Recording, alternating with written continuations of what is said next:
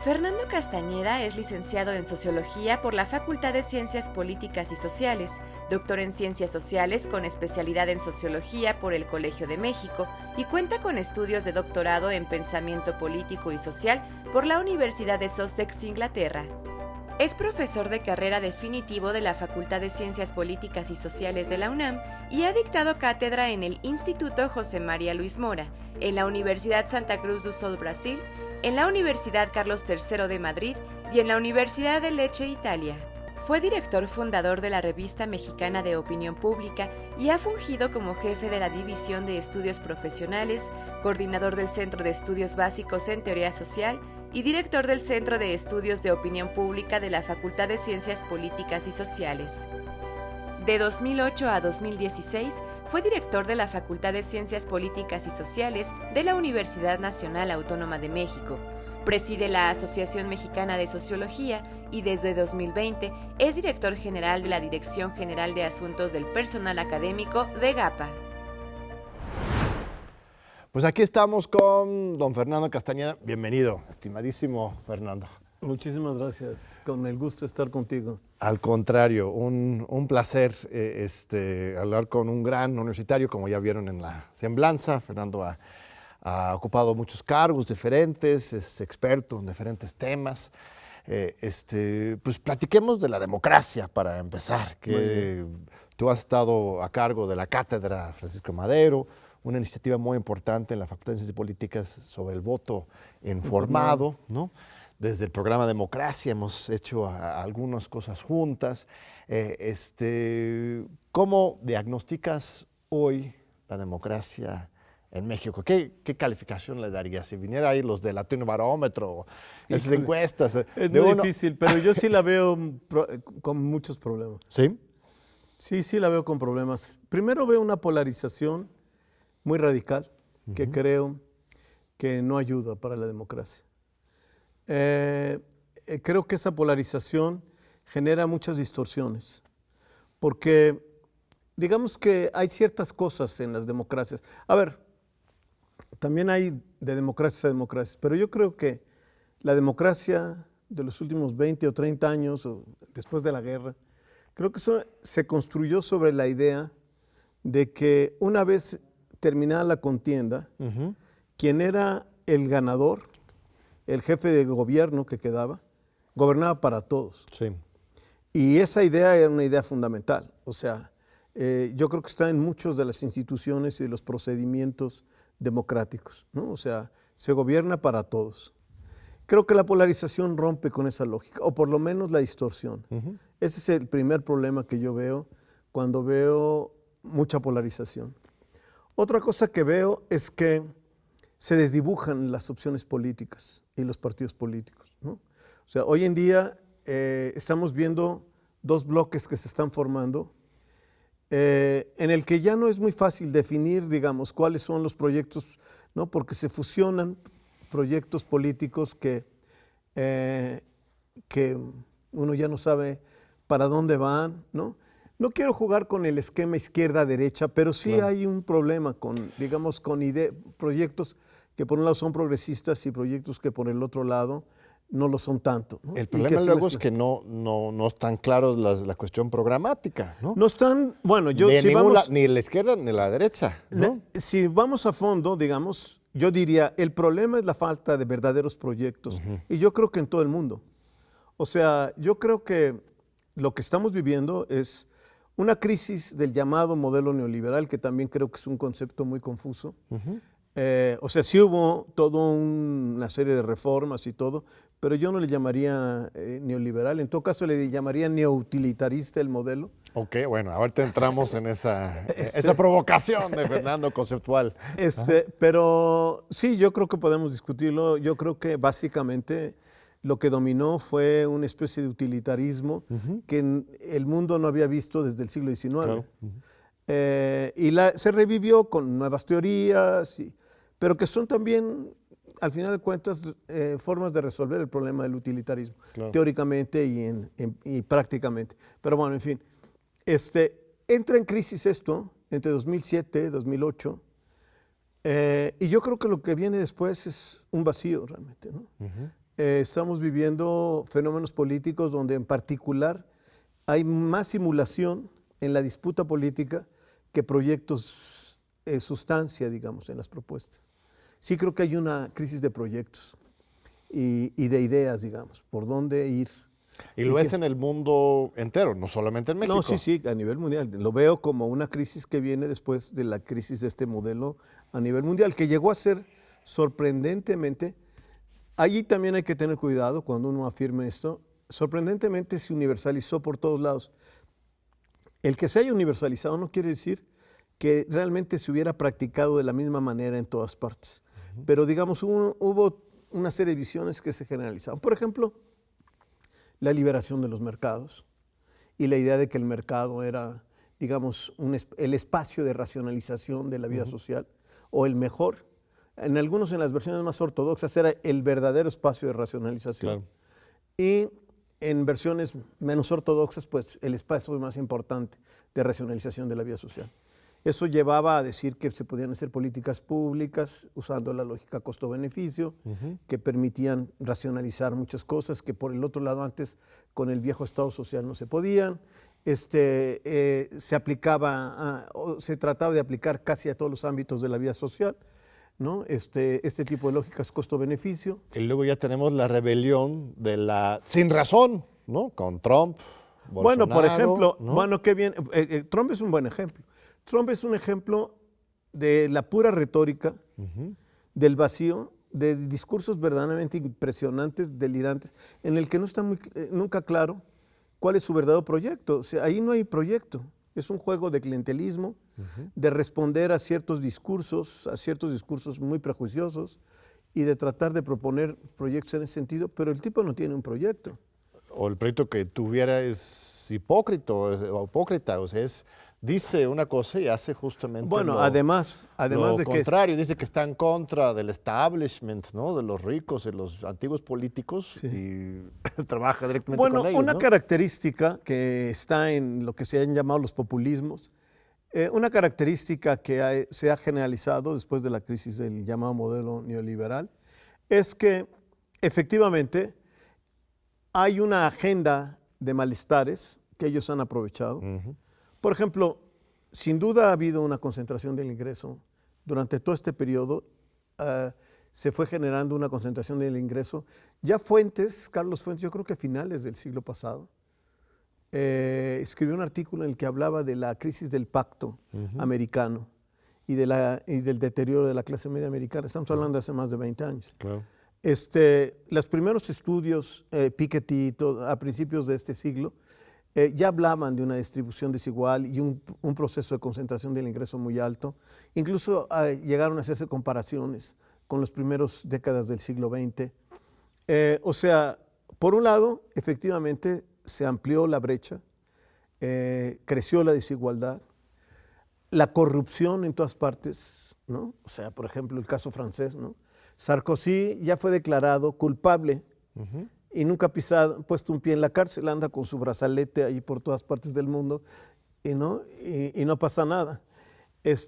Vemos corrupción de la política por todos lados, etc. Entonces, hay una serie de fenómenos sobre la corrupción, sobre élites, sobre una relación de corrupción entre los gobiernos y élites económicas, que efectivamente se fueron dando. Y entonces, y entonces viene una supuesta propuesta, y ahí es donde viene la demagogia que estás diciendo. Bueno, Donald Trump es uno de los beneficiarios de esa concentración del ingreso y sigue concentrando su ingreso. Y entonces aparece como alguien que critica este juego y la corrupción. En los Estados Unidos hay una cultura también, tú la conoces mejor que yo, que anti-Washington, ¿no? Claro, anti-establishment, ¿no? Sí, él ha aprovechado eso, pero en general en todas partes del mundo hay un discurso antiélites económicas y hablan de relaciones de corrupción entre las élites económicas y políticas. Es un discurso que se ha usado mucho. Pero ¿pondrías en el mismo saco a los populismos de derecha, como Trump, Bolsonaro, o Milei ahora en Argentina, aquí estuvo el embajador de Argentina en México, hablando muy diplomáticamente como el embajador que es, pero Carlos Tomada es kirchnerista, y hablábamos del tema de la crisis de la democracia en Argentina, pero lo pondrías en el mismo saco, esos populismos de derecha y lo que le llaman los populismos de izquierda, como Evo, como Rafael Correa, o mismo López Obrador, o cómo los distingues. Ese es un tema, por eso decía yo que no, que es muy complicado entrar. Yo, la verdad, creo que, yo me he preguntado, seriamente, si el populismo puede ser de izquierda o de derecha. Michael Mann, en su reflexión sobre el fascismo, habla como el fascismo es una tercera vía. Claro que en el fascismo y populismo hay muchas diferencias, pero también hay muchas similitudes, como también dice Michael Mann, ¿no? O sea, al final de cuentas es una vuelta de tuerca más el fascismo, ¿no? Y yo creo que lo que él dice, hay mucho de cierto. Sí es cierto que hay cosas en el populismo de izquierda que no están en el populismo de derecha. Sí hay una preocupación social, ¿no? Que no se ve claramente en los populismos de derecha, o por lo menos puede hablarse del pueblo, hablarse, claro, pero no se hacen políticas. Pero yo creo que, regresando al problema del vacío de proyectos, yo creo que hoy tenemos una crisis de qué es lo que queremos cuando hablamos de izquierda y de qué es lo que quieren los que hablan de derecha, digamos, ¿no? O sea, yo creo que ahí hay una ambigüedad y una confusión muy fuerte. Yo creo que hoy hay mucha digamos, de referirse a un discurso que ya no tiene contenido. Por ejemplo, la idea de la transformación o de la gran transformación. La idea de la gran transformación alguna vez tuvo mucho sentido, particularmente en el siglo XIX y quizá en la primera mitad del siglo XX. Y tuvo mucho sentido porque había una idea que yo diría que el que mejor la desarrolló fue Marx, en el que primero Marx hablaba de una sociedad universal. Quizá fue, después de los filósofos del llamado idealismo alemán, del romanticismo alemán, ¿no? Como Hegel, como Kant, es quizá con las ciencias sociales después de la Revolución que empieza a surgir la idea de que la sociedad moderna es una sociedad universal. Y quizá el que mejor lo dice es Marx. Y también ve a esa sociedad una sociedad de enorme tensión. Y por lo tanto también piensa, y por buenos argumentos, él desarrolla de manera muy elaborada la idea de que hay una nueva clase. Una nueva clase. Cuando Marx habla del colapso del capitalismo, tiene dos teorías. Una, digamos, histórico-social y otra económico-estructural funcional. En una, él dice, hay la primera clase universal de la historia. La clase obrera es distinta a todas las clases subordinadas del pasado. Al exigir derechos para sí mismo, al final de cuentas se está exigiendo para todos, ¿no? Esa es la idea, que el interés del grupo en realidad es equivalente al No sé si él llega, ¿no?, a plantear el tema en términos de derechos. Bueno, como tal no, pero para usar claves. Lo que él quiere decir, a ver, lo que él está diciendo es toda una teoría de la universalidad de la historia. Lo que él está diciendo es las historias anteriores al capitalismo son historias particulares. Y esas historias particulares pues, han reproducido por los particularismos de cada región. Claro. El capitalismo es la primera sociedad universal. Y la clase obrera, a diferencia de los campesinos y de las rebeliones feudales, etcétera, ya no, su existencia, dice él, su existencia empírica se da en el plano universal. Eso. ¿Con eso qué quiere decir? Quiere decir que ya el obrero no depende de tal lugar, de tal cosa, de tal contexto, de tal situación particular, depende de todo el sistema. Por eso, en realidad, la clase obrera, para emanciparse, tiene que romper con todas esas cadenas que no son las de un lugar, ni de una región, ni un momento, sino de todas ellas.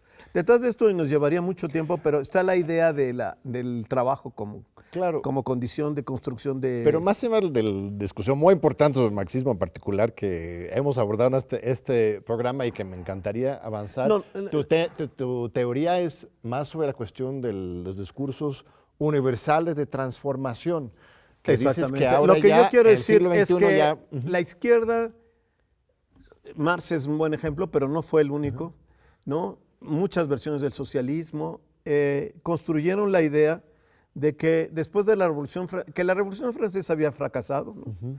La solución termidoriana de la Revolución Francesa, decía Adorno, fue un fracaso y que la verdadera revolución estaba por venir.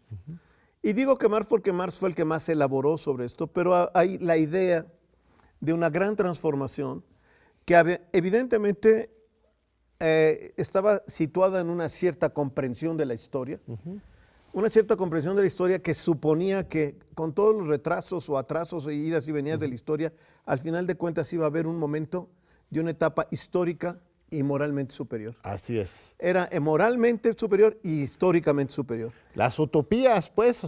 Sí, era una ¿Ya utopía. se murieron las utopías entonces? Era querido una Fernando? utopía.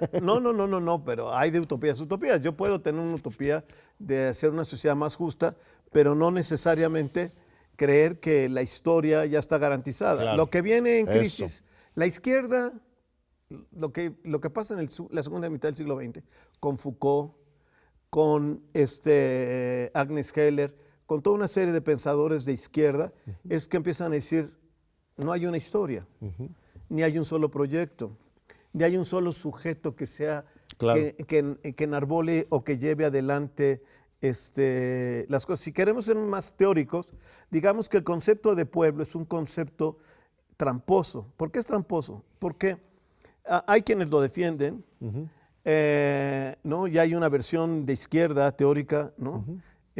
Chantal Mouffe, Exactamente, Chantal. Laclau mismo. Sí, Laclau, bueno, Laclau fue el antecedente, Chantal. Bueno, que piensa que el populismo permite aglutinar, es una especie de categoría Eso. universal por su carácter vacío. Bueno, yo digo todo lo contrario, por su carácter vacío, engaña, digamos, y oculta las agendas que son plurales. Si algo fue importante en los movimientos de izquierda de finales del siglo pasado, fue decir, los movimientos de las mujeres no tienen por qué ser iguales a los movimientos de los obreros. Eso es lo que estaba diciendo. Bueno, Foucault estaba diciendo otra cosa, estaba diciendo la liberación sexual, ¿no? Y las opciones sexuales no tienen nada que ver con las explotaciones de los trabajadores, eso es lo que dice en la arqueología del saber. Pero eso se aplica a todos los demás, o sea, se aplica a los movimientos feministas, se aplica a los movimientos indígenas, a los movimientos culturales, etcétera. Y no tenemos por qué agruparlos. Yo suelo decir, sí, quizás todos estamos en el mismo camión, pero no vamos a la misma parada. Entonces, el hecho de que tú puedas decir, sí, hay en una sociedad como la nuestra mucha desigualdad, hay violencia, hay abuso a las mujeres, hay una serie de cosas. Sí, vivimos en una situación bastante crítica, pero pensar que todo eso lo podemos aglutinar en un solo concepto termina siendo una evasión del verdadero compromiso político con las agendas concretas que tienen cada uno de estos movimientos. Y eso me parece que eso es lo que pasa con el populismo. El populismo oculta en lugar de aglutinar, porque es un concepto vacío. El pueblo a dónde va en abstracto. A ver, pero ¿cuál sería la opción contraria como abogado del diablo? Tenemos un sistema presidencialista, ¿no? Una sola persona compite por los votos de la mayoría del pueblo, de la ciudadanía, de la comunidad. Entonces, pues tiene que ofrecer algo que aglutine, que articule, que inspire, que movilice. De otra forma, simplemente no va a ganar. Entonces es como parte del sistema democrático esto que llamamos populismo. ¿no? A ver, yo puedo entender, y yo estoy de acuerdo, yo puedo entender que en el juego democrático, que también es otro tema, y que también es un tema tanto de la teoría sociológica como de la teoría política, hay un nivel del discurso que no necesariamente es el nivel de las prácticas sociales reales, sino que es un nivel en el que se mueve el discurso político y que muchas veces es necesario. Pero bueno, somos analistas, ¿no? O sea, yo puedo entender que un partido político o una organización política venda un discurso político porque sabe que en la coyuntura en la que está viviendo, pues ese quizás va a ser el mejor. Pero eso es una cosa, y otra cosa es que esa misma organización política tenga un proyecto político de a de veras, y sea un proyecto político de izquierda, y sea un proyecto que verdaderamente beneficie o haga posible estas luchas. Yo te digo, yo no veo que en ninguno, no solamente aquí, en ninguno, ni en ningún otro país de América Latina, de verdad esos discursos populistas verdaderamente den posibilidades a todos estos grupos sociales de llevar adelante sus luchas. Muy bien, estimado Fernando. Vamos a un corte para continuar con este fascinante diálogo, exploración de la teoría, la práctica, la historia, el presente de la democracia y otros temas que ahorita van a estar sobre la mesa. La agenda de investigación en la UNAM es nuestro director aquí de la DEGAPA, Fernando Castañeda. Así que no se vayan, aquí estamos esperándote. Aquí seguimos con el doctor Fernando Castañeda. Muchas gracias. Gracias, estimado Fer. Tú te consideras de izquierda. Sí, claro. Un hombre progresista, a favor de la justicia social. Pero obviamente tenemos que repensar qué es la izquierda en el siglo XXI. ¿Cuáles son algunas de las claves que tú piensas serían lo central de una agenda de izquierda del siglo XXI? Bueno, yo creo que hay varias cosas que hay que tomar en cuenta. Los grupos vulnerables, que no necesariamente, como dije antes, son grupos que unos representan a los otros, sus agendas son diferentes y esa es una cuestión que hay que entender. Y sí creo que por eso es muy importante una democracia que quizá la actual no da lo suficiente para esto, pero sí creo que el único camino es el camino de una democracia. A ver, lo voy a decir de otra manera. Una cosa que es virtuosa la democracia no es que desaparezcan las relaciones de poder. O que las elimine. Todas estas ficciones de borrar de la noche a la mañana las relaciones de dominación terminan en sistemas autoritarios y más despóticos. Las relaciones de poder están ahí. Lo que es interesante de la democracia es que genera mecanismos para que haya más participación en el juego de la disputa de poder. Eso es lo que debería ser una democracia. Una democracia como la que tú me digas hoy en día, con todas sus limitaciones, que puede cambiar élites.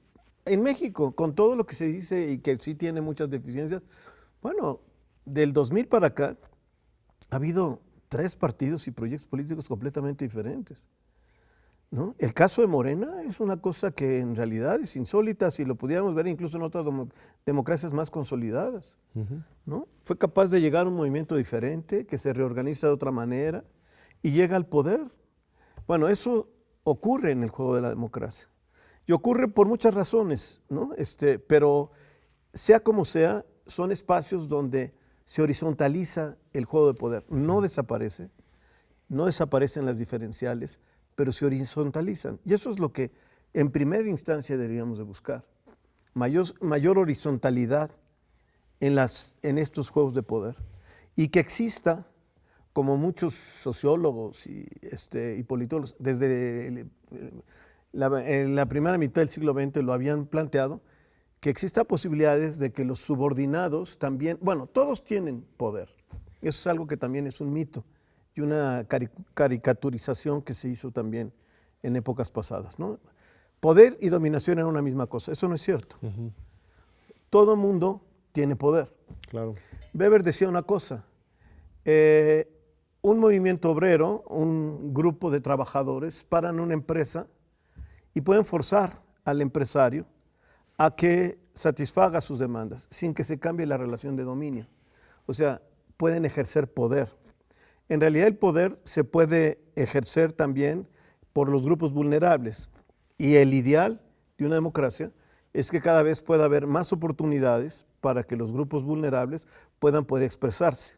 Y a eso me refiero con la horizontalización en estos juegos. Y hay que buscar formas abiertas. Todo lo que estamos viviendo ahora es menos. Se está polarizando, se está cerrando, se están generando muchos mecanismos y lo último que se está permitiendo es que haya otras expresiones. A ver, pero la polarización es un camino de 2 vías, ¿no? Andrés Manuel se ha lanzado en contra de la oposición, críticas muy duras en contra de algunos sectores de la sociedad y de la política, pero también del otro lado, desde antes y aún ahora como presidente, hay ataques y críticas como nunca antes. Los medios corporativos antes defendían al presidente, ¿no? Dando una impresión de consenso alrededor de Calderón o Peña Nieto, y ahora atacan al presidente. Entonces, la polarización está por los dos lados. Ahí habría que hacer un análisis de detalle, pero digamos, no critico lo que estás diciendo. Creo que habría que matizarlo. Yo creo que sí hubo críticas a los anteriores presidentes, claro. y hubo muchos periodistas que fueron críticos. Ahora se les dice que solamente lo atacan a él. No es cierto. Ha habido periodistas que criticaron a Calderón, que criticaron a Peña Nieto. No es tanto así, pero ok, supongamos eso. Yo no estoy diciendo que tal proyecto es mejor que tal proyecto. Lo que está pasando es que estamos viendo una polarización que está anulando la posibilidad de que surjan otras opciones. Y de un diálogo más productivo. Un diálogo y además que está cancelando, porque entonces el presidente dice es que en este momento no hay posibilidades, o estás conmigo o estás en contra mía.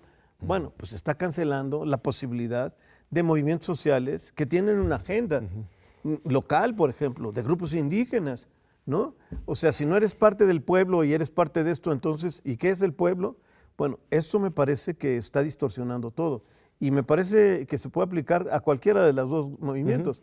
Se está polarizando de tal manera que está impidiendo realmente esta horizontalización.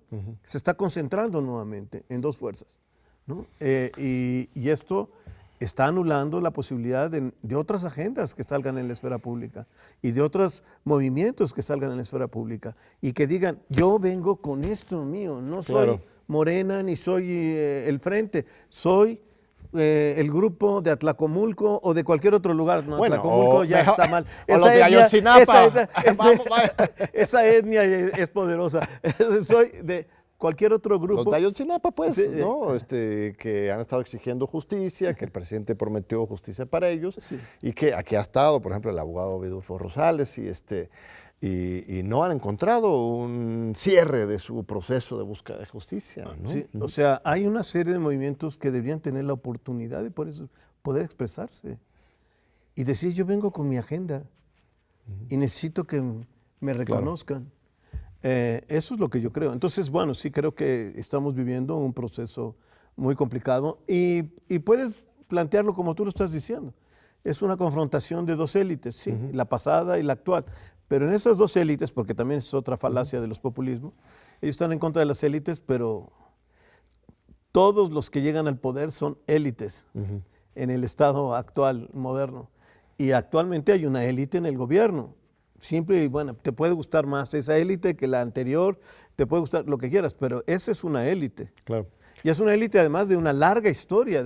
Casi todos, si tú ves la historia de la élite actual en el gobierno, tienen una larga trayectoria política, son parte de las élites políticas de este país. Muchos de ellos, sí, no ha habido tanto recambio de la misma clase política como uno hubiera imaginado, aunque ha habido algunas diferencias, claro, tampoco se ha quedado igual.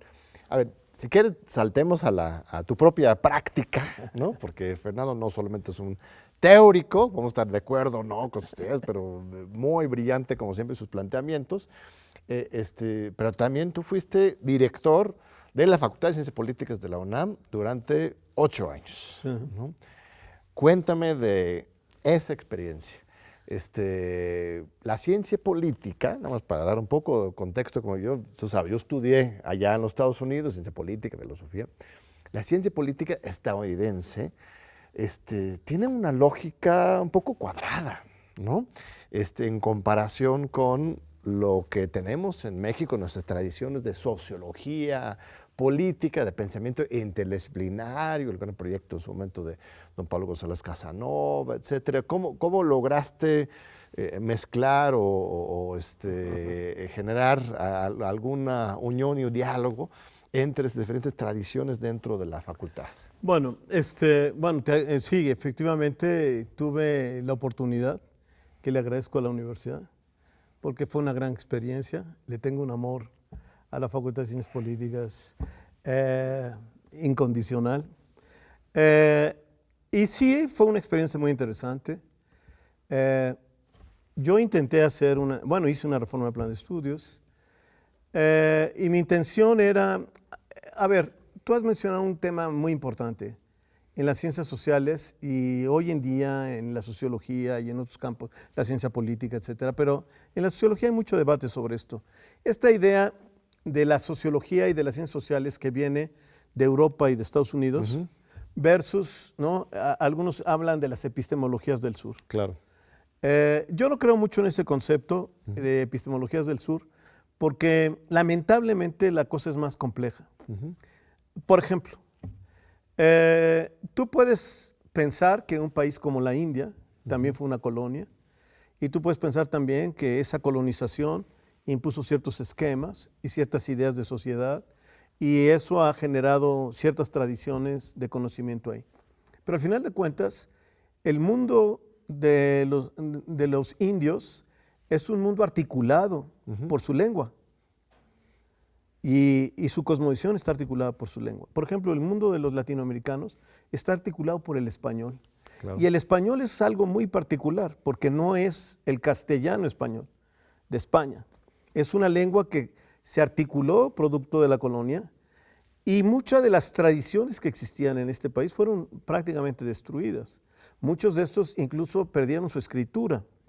Entonces, hablar de las epistemologías del sur es también como el populismo, es bastante demagogia, ¿no? Es querer meter todo, como decir, el centro, la metrópoli versus la periferia poscolonial. Sí, es cierto, como países poscoloniales sí tenemos, sufrimos fenómenos de colonización. Mira, yo te digo una cosa, gente como Eisenstadt, yo creo que Eisenstadt tiene razón cuando dice, hay muchas modernidades.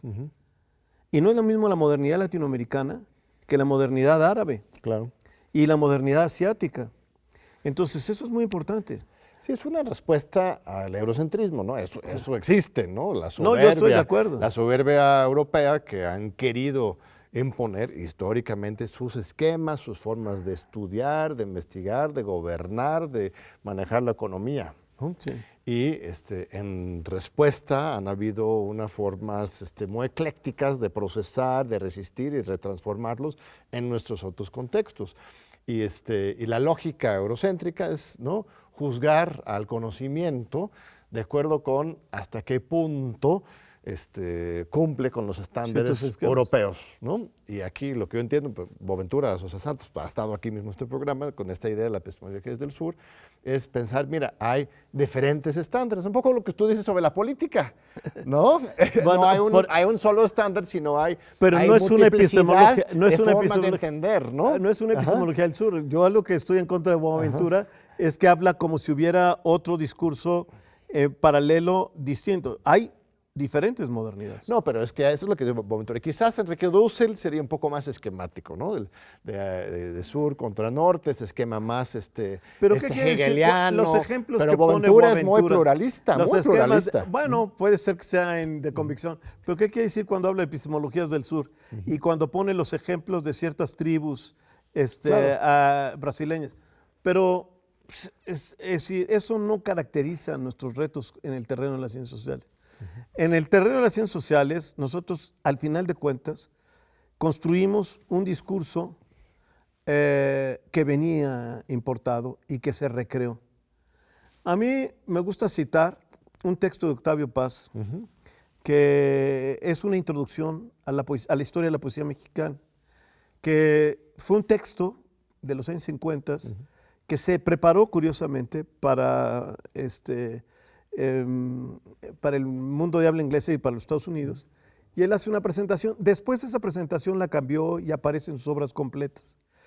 Y es muy interesante porque dice Octavio Paz, a propósito de la poesía, dice, a diferencia de la poesía europea, que pasó de la región a la nación y de la nación al mundo, la poesía mexicana nació invertida, nació universal. Tan universal que la propia realidad mexicana le estorbaba. Sor Juana pudo haber nacido en cualquier parte del mundo hispánico. Y dice después, realmente surge la poesía mexicana. El primer poeta mexicano, dice, es López Velarde. López Velarde surge precisamente, por dos razones surge López Velarde como esa gran fuente que da origen a lo que ya son los poetas mexicanos. Dice, la Revolución y la Ciudad de México son los dos elementos que él piensa. Esto es muy interesante lo que está diciendo.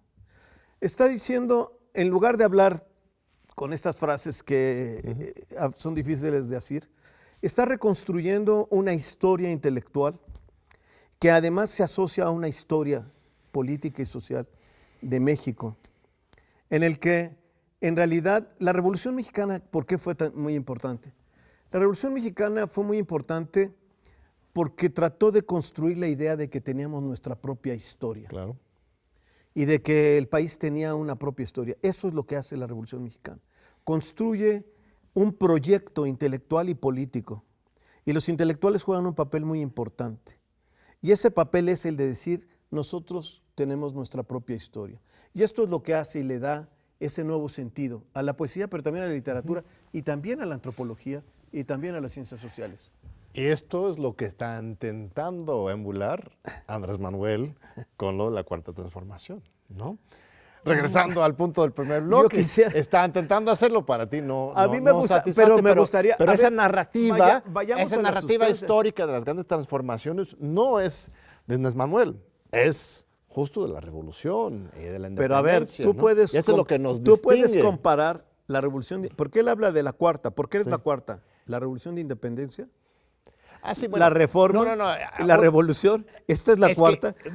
Es que una cosa es... No es comparable, ¿no? Una cosa es, exceso, sí, claro. ¿no? Una cosa es nuestra evaluación, lo que está pasando hoy, ¿no? Si llega el estándar o no, ¿no? Eso. No, pero es que el otro no pero este discurso apoteótico, transformador, es nuestro como México, es lo que o sea, mismo Octavio Paz lo está retomando, o sea, esa pero él idea está, de la epopeya y bueno, a lo mejor fui muy general, pero lo que él está recuperando es precisamente la sustancia de eso en un momento histórico y político particular, sí. ¿no? O sea, al final cuentas la revolución demuele el viejo Estado. Eso. No hay ni siquiera un ejército, no hay nada, surge, hay que construir, y esa es la modernidad mexicana. Hay que construir en el sentido en que Weber hablaba de la modernidad. Claro. Hay que construir un nuevo proyecto. Eso. Y eso surge de una revolución que acaba demoliendo buena parte de todo. Dice Weber en su Sociología de las Religiones, lo que distingue el ascetismo intramundano del magicismo intramundano es que en el magicismo intramundano todavía se piensa que hay una verdad en las cosas. En el ascetismo intramundano ya sabe el asceta que no hay ninguna verdad ahí atrás. Estamos solos. Tenemos que construir nuestra historia. Y eso es lo que está detrás de la pregunta de los intelectuales de que termina la revolución. Hay que construir un nuevo Estado. Bueno o malo, salió ahí medio chueco, pero al final de cuentas esto es lo que es interesante del proyecto. Aquí hoy en día no parte de lo mismo. Por eso dijo que es una retórica en donde nada más está el cascarón, ya no está la sustancia ni la circunstancia. Entonces, realmente ese es el problema. Nosotros empezamos a construir una modernidad propia. En algún momento ese proyecto original se agotó. Algunos piensan que en los 70s, otros en los 80s, esa idea de nuestra propia historia. Creo que era Womack, no estoy seguro, pero creo que era Womack, el que alguna vez dijo que la Revolución Mexicana duró más en su credibilidad y en su, digamos, permanencia en el tiempo que la rusa o que la soviética. Sigue hasta la fecha. Fue una revolución que mantenía, bueno, era esa pregunta existencial que de alguna manera surge en un momento determinado y que genera un proyecto. Ese proyecto se fue agotando y la verdad yo no veo otro proyecto. Y si nada más recuperamos el cascarón para decir que estamos construyendo otro proyecto y simplemente emulamos simplemente ahora sí que el disfraz y no lo que está dentro, pues bueno. O sea, muy bien, querido Fernando. Nos están llamando a corte. No se vayan. Vamos a regresar en unos minutitos para continuar con esta gran diálogo, debate, discusión sobre la historia, el presente, la democracia. Y prometemos, vamos a llegar a cosas más prácticos también. Sí, está bien. No se vayan. Aquí seguimos con don Fernando Castañeda. Muchas gracias, nuestra audiencia. Gracias, estimadísimo colega. Ahora tu responsabilidad es responsable de la Dirección General de Asuntos del Personal Académico. Suena un poco esotérico, técnico la palabra, pero es una oficina muy importante, responsable de apoyar a los investigadores, los profesores, todo lo que tenga que ver con docencia e investigación está en tus manos, ¿no? Sí. Porque todos tenemos nuestras plazas que nos permite dar clases de investigar, pero lo que nos permite florecer como investigadores y profesores depende de lo que hace DEGAPA. Cuéntanos un poco a qué se dedica y cuáles son algunos proyectos de innovación. Es muy interesante lo que dices, porque yo lo he dicho en algunas ocasiones. A veces el nombre, Dirección General de Asuntos del Personal Académico, que quizá fue como surgió, a veces no da una idea de lo que es la DEGAPA. Yo creo, bueno, no lo digo yo, no es una opinión personal, es algo que las autoridades universitarias, mucha gente lo sabe y lo dice. En realidad digamos, es el instrumento de la política académica de la universidad. Y ahí hay muchos proyectos de diferentes tipos. Por un lado tenemos todo lo que son los estímulos y los proyectos de estímulos, los más conocidos, el PRID, etcétera, pero hay varios estímulos para personal de medio tiempo, ¿no? El otro es el PEPASIC, pero es muy importante todo esto, es importante cómo se diseña, cómo se aplica, cuáles son los objetivos de lograr que de alguna manera la planta académica se sienta retribuida, pero también asuma un compromiso. Estos programas de estímulo dieron mucha estructura a la vida académica, yo te diría. Entonces, por ejemplo, eso es una parte, los programas de estímulos. Por otro lado, tenemos varios programas que tienen que ver con apoyar, digamos, el trabajo intelectual. Uno es el famoso PAPIT. El PAPIT es el programa en donde usamos recursos para apoyar la investigación. Ese tiene 5 modalidades. Ahorita regreso sobre eso porque es muy importante, yo creo, en términos de hacia dónde caminar. También tenemos el PAPIME, que es un proyecto para la mejora de la enseñanza y que también hay muchos proyectos allí y se han logrado cosas muy interesantes y es muy importante. También tenemos el Infocap, que tiene que ver con el bachillerato, básicamente, y con los proyectos de superación académica de los profesores del bachillerato. Tenemos, por ejemplo, programas de reconocimiento, como por ejemplo todo lo que es el programa Universidad Nacional, el reconocimiento a distinción jóvenes académicos. Tenemos programas para la formación del personal académico, por ejemplo, para los postdoctorantes, para el postdoctorado, pero tenemos el PASPA, que es para la superación del personal académico, y que apoyamos a nuestro personal académico para que haga estudios, para que haga actividades de superación académica, diversos aspectos de la superación académica. Entonces, es un área efectivamente de política académica y que en este momento creo que juega un papel crucial, porque no hay muchos recursos, digamos, ¿no? Entonces, lo que la UNAM le da al personal académico a través de todos estos programas es muy importante. Y creo que es algo que tenemos que seguir desarrollando y apoyando, porque la función, como tú bien lo dijiste, de la DEGAPA es apoyar a los académicos. Nuestro objeto es apoyar al personal académico, a su superación, a sus actividades académicas, a la mejora de la enseñanza, al desarrollo de proyectos de investigación, a invitar a profesores que se justifica, ¿no? para que apoyen en determinado proyecto, porque hagan un seminario, para que tengan una labor formativa, etc. Esto es lo que nosotros hacemos. ¿Y cuáles son algunas de las perspectivas futuras que tú imaginarías? Ahora estamos en un proceso de relevo en rectoría, todos estamos hablando sobre el futuro de la universidad. ¿Cómo consolidar estos apoyos? Una cosa que yo veo problemática, no solo de la UNAM, yo creo, lo he platicado con mucha gente de otras instituciones, etcétera, es el problema del individualismo. Yo creo, por ejemplo, de los 5 modalidades del PAPIT, el más exitoso, el de más demanda, es el A, digamos, ¿no? Que es el programa del PAPIT tradicional que llega un Para investigador, una persona. propone, sí, tú como académico propones un proyecto, se evalúa, se ve que es pertinente, que es sólido, etcétera, y se te apoya.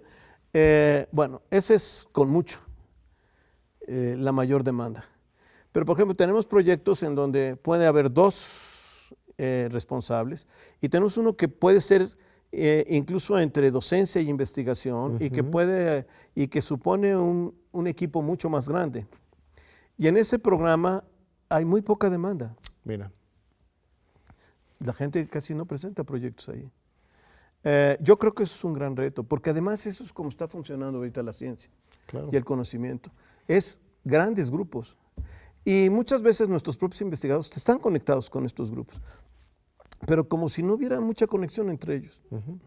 O sea, y que no pudieran armar sus propios grupos y poder de alguna manera desarrollar. Yo creo que ese es un reto Y para el también desarrollo de la ciencia. También tiene que no solamente que no quieran, sino también el sistema de evaluación, ¿no? Del mismo PRIDE o del SNI, aunque se están modificando los reglamentos, es muy individualista. Al final de cuentas, tu salario depende de tu solicitud Lo que tú personal, de lo que tú hagas. E incluso en algunos comités evaluadores te ven mal. En las ciencias sociales es interesante porque en ciencias duras, ¿no? Es más común que equipos publican juntos un texto o un libro, 5, 6, 7 autores, pero en las ciencias sociales o humanidades, que debería ser como más colectivo, no sé si más, pero también debería ser muy colectivo por la naturaleza social del ámbito, cuando publicas 3, 4, 5 personas, de repente te ven mal, ¿no? Pero ¿dónde está tu obra de autor único? ¿No? Entonces es Sí, bueno, y además hay contradictorio. otros prejuicios en la evaluación, por ejemplo, que eso afecta mucho a las ciencias sociales. Por ejemplo, hoy se privilegia casi en todos los espacios de evaluación los artículos en revistas indexadas, Claro. y los libros a veces no son bien valorados. Ahora eso está cambiando y está mejorando eso. Y yo creo que ahora, en el caso de la UNAM, eso ya no es tan importante. Se están tomando mucho en cuenta los libros, etc. Pero el CONACYT sí, y bueno, pero el SNI no me toca a mí. Pero sí, todavía hay una visión en ese sentido. Y yo estoy de acuerdo contigo, esas cosas sí hay que revisarlas. A ver, hay que aclarar una cosa. Sí. En el caso del PRIDE, los comités son por cada entidad. Solamente hay uno, que es el PRIDE, que está en los consejos académicos de área. Y esos comités para el PRIDE se forman de 7 académicos, no son de la misma institución, son diferentes. Y sí toman en cuenta parámetros, sí se preocupan por contextualizar la evaluación. O sea, a mí me consta, porque bueno, ya dijiste que he estado en varias partes, entre otras también estuve en el Consejo Académico del Área de Ciencias Sociales. Y me consta que estos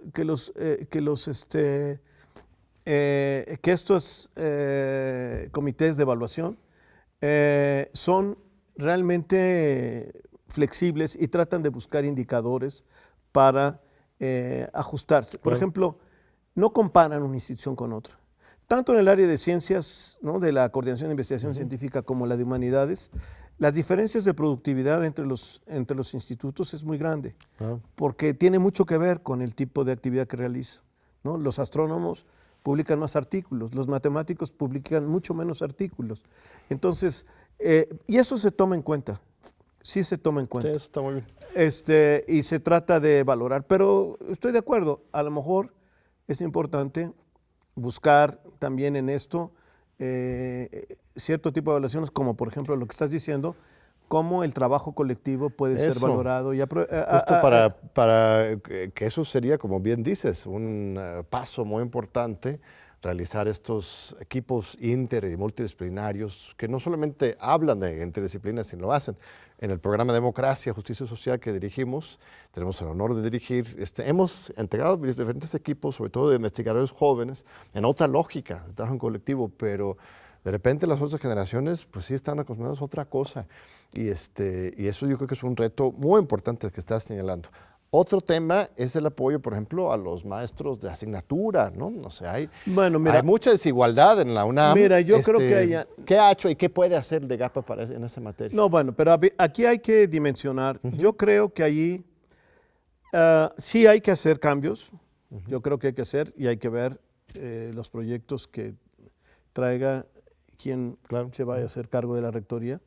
Sí hay que hacer pero hay que entender también cómo surge esta problemática. A ver. Bueno, primero, punto número 1.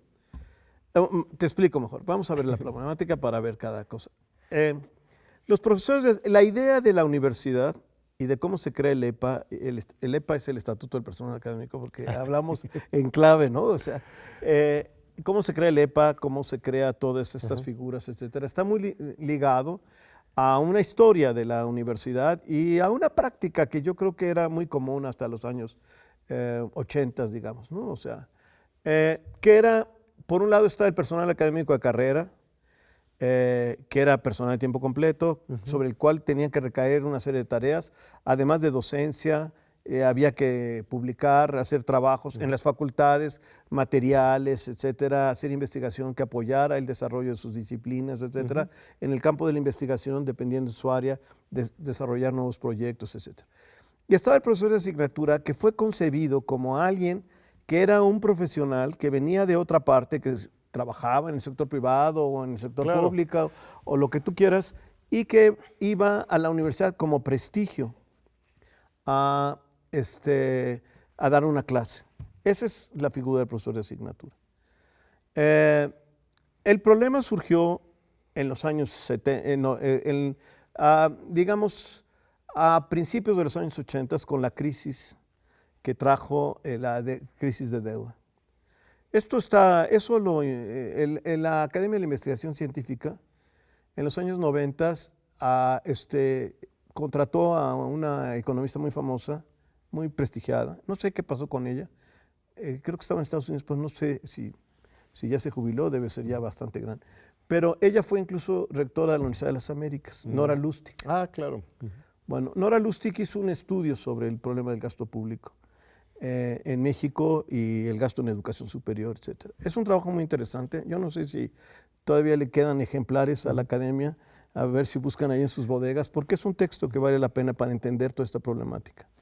¿Qué es lo que pasa con esto? Bueno, a diferencia de otros países, ¿no? Hemos hablado de Brasil, de Argentina, etcétera. A diferencia, por ejemplo, de Argentina, que logró quitas en su deuda de hasta el 80%, aquí los dóciles de nuestros gobiernos pasados no lograron una sola quita, decidieron pagar tal cual la deuda. Bueno, y esto supuso, por una década al menos, y quizá más, que la mitad del gasto corriente se fuera en servicios de la deuda, en pagar la deuda. Bueno, ¿y quiénes lo pagaron? Eso también está en el trabajo de Nora Lustig. Lo pagaron el sector salud y el sector educativo. Yo no sé, pero habría que analizar, siguiendo el estudio de Nora Lustig, qué tanto el sector educativo como el sector salud se recuperó de esa pérdida de recursos. Yo creo que encontraríamos datos terribles de cómo no creció. En el caso de nosotros, por ejemplo, la planta académica casi no creció y la planta de tiempo completo no creció. ¿Qué es lo que pasó? Que generaciones de gentes que egresaban y que querían hacer carrera académica no encontraron un espacio, ni en la UNAM ni en otras universidades. Y entonces empezaron a trabajar como personal de asignatura. Y empezaron no a tener una, ni dos, ni tres clases, sino muchas veces más clases y acumular horas. Y a veces en varias escuelas o en varias instituciones. Y esto generó un nuevo tipo de figura. Un nuevo tipo de figura que es un profesor de asignatura, pero que en realidad ya no es nada más un complemento de su ingreso, sino que se vuelve una parte fundamental de su ingreso. Ahora, una universidad en particular no puede resolver ese problema, porque la cantidad de recursos que necesita van más allá de lo que se puede tener.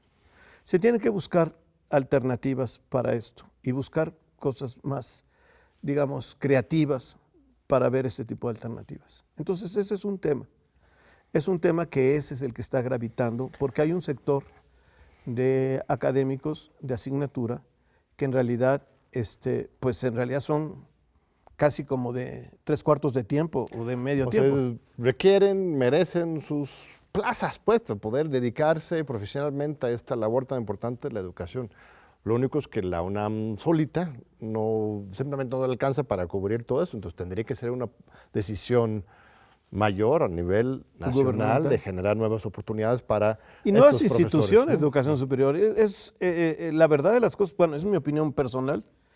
Yo estoy hoy en la de GAPA, termino con el doctor Graue. O sea, bueno, ya veremos, no vaya a ser que te quieran extender. No,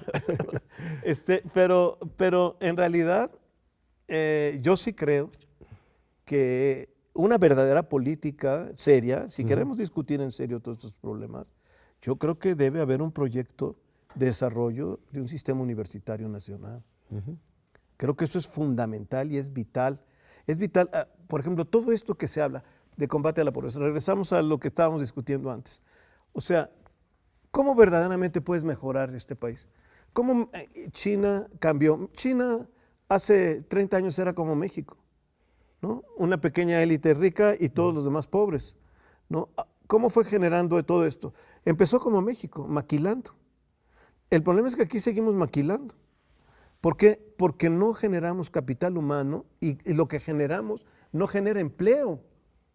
Tú ves los datos de la Encuesta Nacional de Empleos y ahí te vas a dar cuenta que 1/3 de los profesionales que formamos no trabajan en lo que ellos fueron formados. Claro, eso es el gran problema. Bueno, entonces tú necesitas generar capital humano y tienes que generar ese capital humano que verdaderamente nutra la actividad económica y eso da valor agregado. Si se dice México exporta mucho, pero ¿cuánto paga de regalías hacia afuera? Claro. En realidad lo único que se queda aquí es una parte de eso, porque no se genera tecnología, no se genera innovación, o la innovación es muy pobre, no es suficiente. Para generar innovación y tecnología tú necesitas realmente crear una infraestructura técnico-científica que verdaderamente sea capaz de trabajar en eso. Eso debería ser un verdadero proyecto de revolución de este país, y este sí sería la 4T de veras. Muy bien, estimadísimo Fernando, pues gracias por tu tiempo. Muy importantes ideas, interpelaciones, propuestas. Gracias, Fernando, gracias a nuestro amable público por estar con nosotros aquí en TV UNAM, en los Diálogos por la Democracia. Te esperamos de nuevo en 8 días.